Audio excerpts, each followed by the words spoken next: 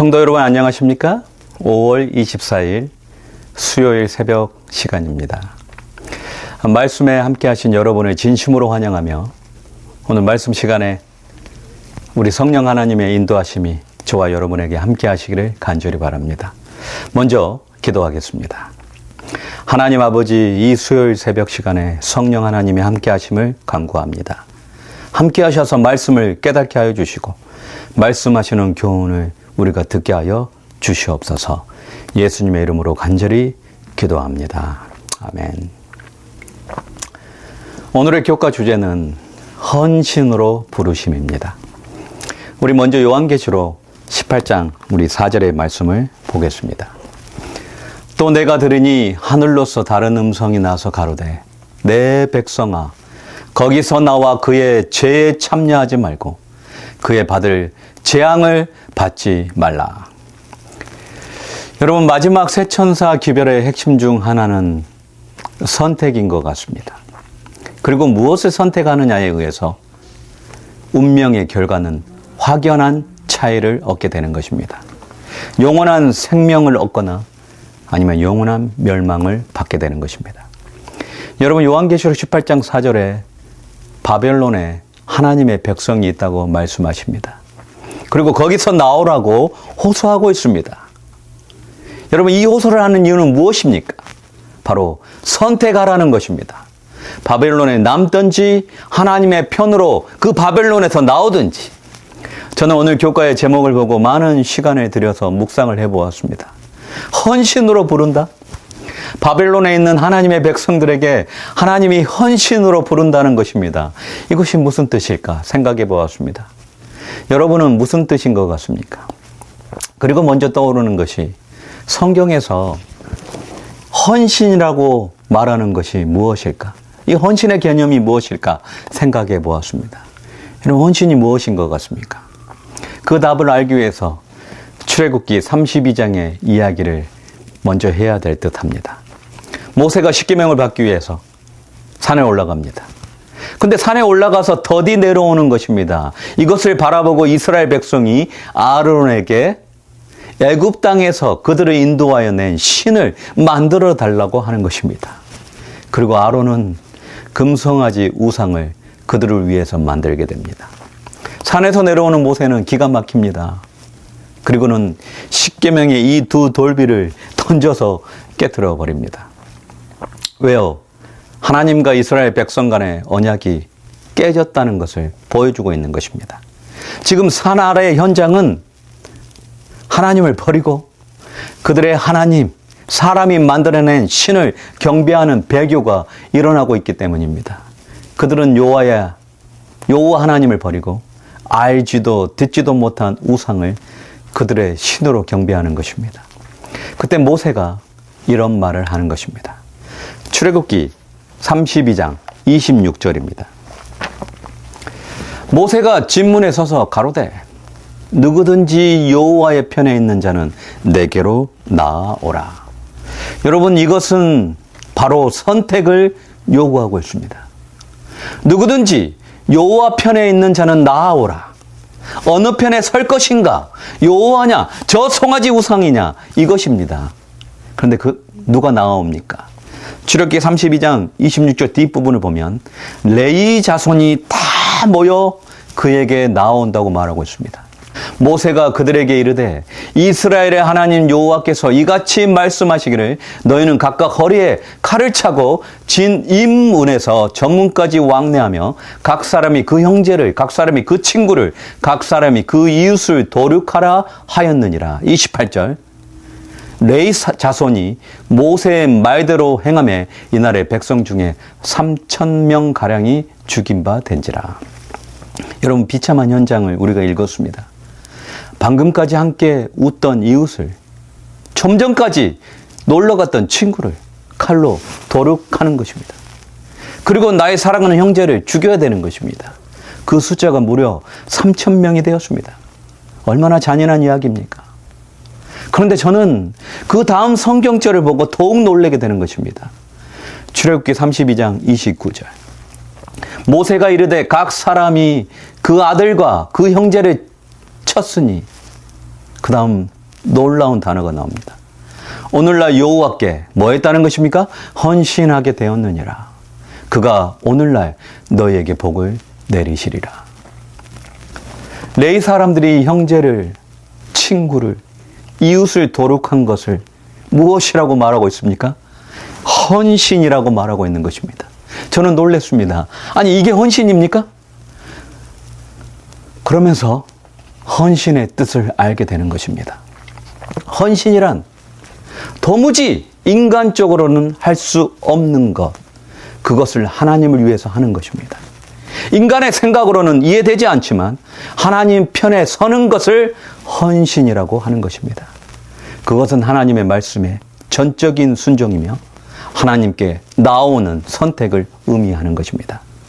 다니엘 3장에 큰 바벨론에 맞서 하나님께 나온, 하나님을 선택한, 헌신을 한 사람들이 나옵니다. 바로 다니엘의 세 친구 하나냐, 미사엘, 아사랴입니다. 바벨론 성에 화려한 금신상이 높게 세워집니다. 그리고 금신상에게 강제로 절하게 합니다. 모두가 아름다운 음악에 맞춰서 절하는 것입니다. 금신상에게 경배를 드리는 것입니다.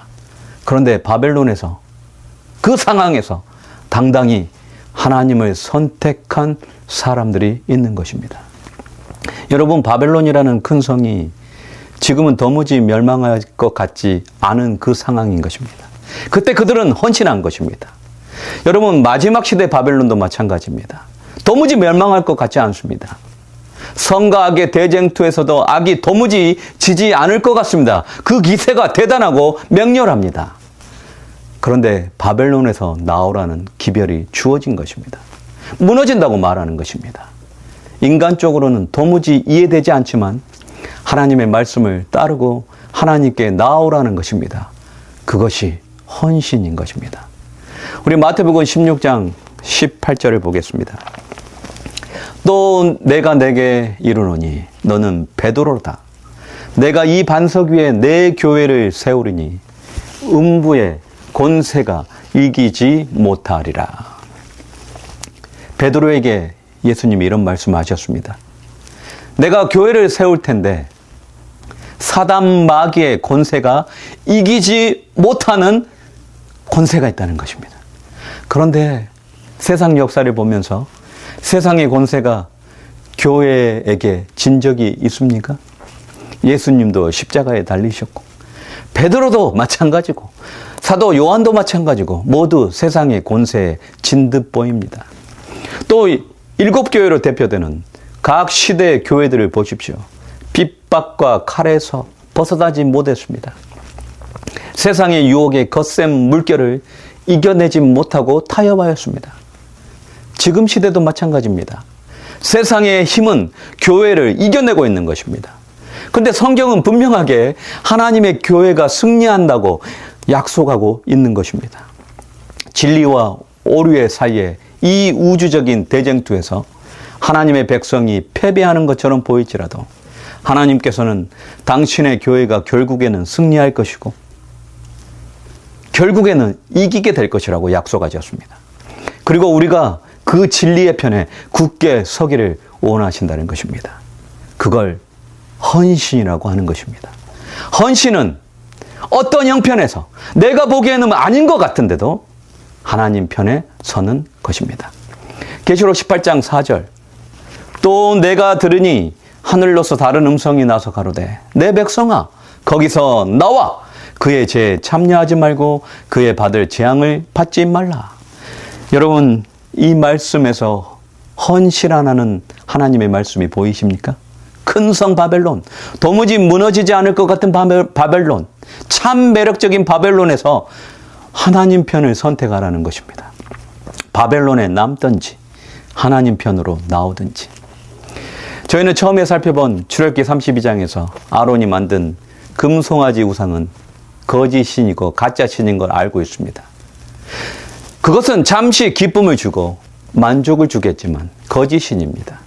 그래서 출애굽기 32장 6절에 이 거짓 신을 만들고 이튿날에 그들이 일찍이 일어나 번제를 드리고 나서 한목제를 드리고 앉아서 먹고 마시며 일어나서 뛰놀았다라고 기록하고 있습니다. 그럼 얼마나 신났게 했습니까? 여기에 영적인 의미가 들어있습니다. 가짜 신을 앞에 두고도 먹고 마시며 일어나 뛰노는 즐거움이 있는 것입니다. 세상이 주는 즐거움도 이렇습니다. 우리는 즐겁고 뛰놀게 하는 그런 세상이 주는 즐거움에 둘러싸여 있습니다. 그런데 그게 전부인 것입니다. 그것이 세상의 가짜 신이 주는 전부인 것입니다. 마지막 시대에도 거짓 하나님이 나타난다고 말하고 있습니다. 데살로니가 후서 2장 4절입니다. 저는 대적하는 자라 범사에 일컫는 하나님이나 숭배함을 받는 자 위에 뛰어나 자존하여 하나님 성전에 앉아 자기를 보여 뭐라고 말하고 있습니까? 하나님이라 하느니라. 하나님을 대적하는 자 바로 적 그리스도입니다. 그 적 그리스도가 있는 곳을 주목하여 보십시오. 그가 다른 곳에 있지 않습니다. 바로 성전에 있는 것입니다. 마지막 시대에 있는 영적 바벨론에 자칭 하나님이 있는 것입니다. 그가 하나님 자리를 대신합니다. 그리고 사람들을 곧 무너진 바벨론에서 나가지 못하게 합니다. 쾌락을 주는 것입니다. 그 쾌락에서 빠져나가지 못하게 하는 것입니다. 우리는 이 존재가 무엇인지 예언을 통해서 알고 있습니다. 교과 128페이지. 수세기에 걸쳐 로마 교황들은 그들이 지상에서 하나님의 자리에 서 있다고 선언했다. 교황 레오 13세는 1894년 6월 20자 회칙에서 우리 교황들은 이 땅에서 전능하신 하나님의 자리를 차지한다고 말했다. 우리 더 보겠습니다. 페라리스 교회 사전은 다음과 같이 덧버린다. 교황은 위엄이 너무도 크고 높기 때문에 단순한 사람이 아니라 하나님이며 하나님의 대리자이다.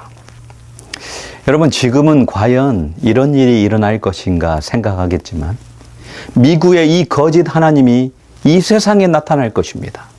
세상에 국가적 권력을 얻고 세상 사람들에게 거짓 진리를 강요할 것입니다.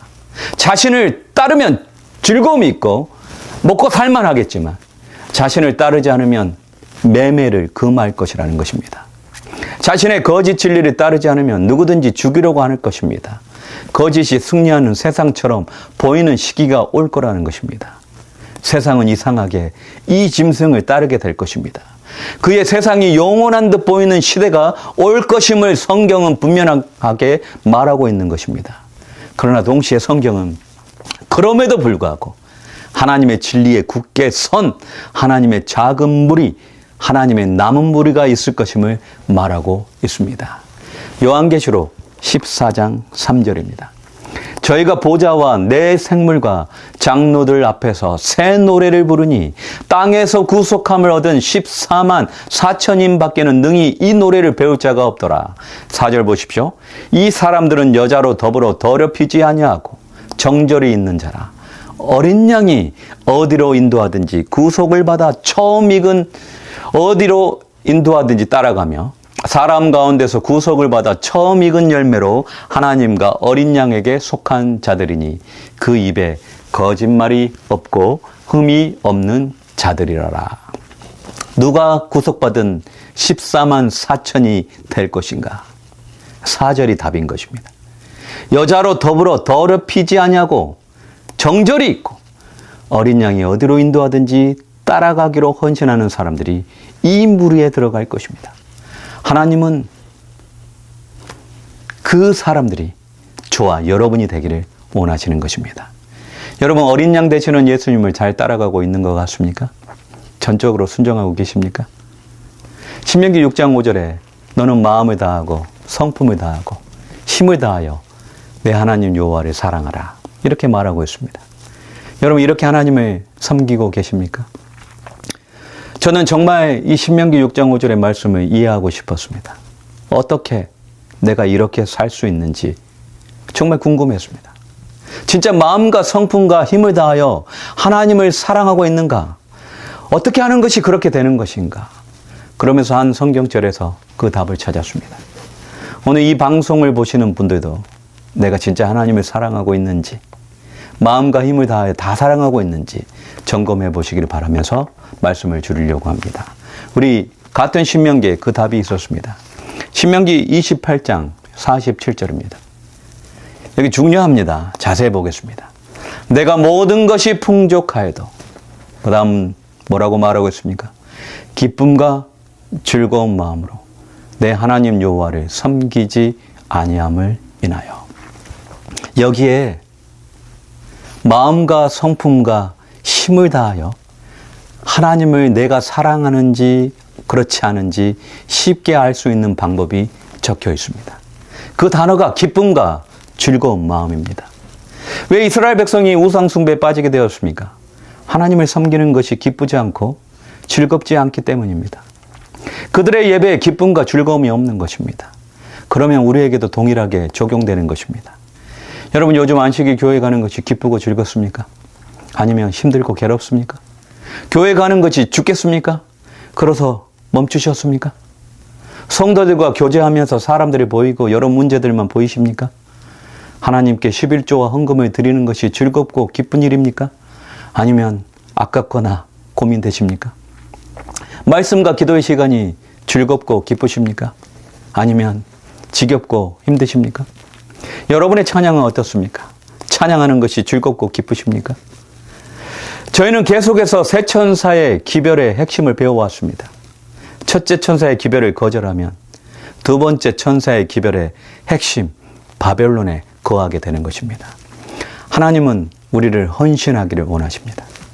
하나님을 섬기는 기쁨과 즐거움을 회복하는 헌신으로 여러분을 초대하기를 원하십니다. 이 초대에 오늘 하답하셔서 여러분의 신앙생활에 다시 한번 기쁨과 즐거움이 회복되시기를 간절히 바랍니다. 기도하겠습니다. 하나님 아버지, 하나님은 전적인 순종을 원하십니다. 우리에게 어떤 형편에서도 하나님을 따르는 헌신을 원하십니다. 그리고 그것이 우리의 기쁨과 즐거움이 되기를 원하십니다. 오늘 그 음성을 듣기 원합니다. 예수님, 그것을 선택하도록 도와주시옵소서. 예수님 이름으로 간절히 기도합니다. 아멘.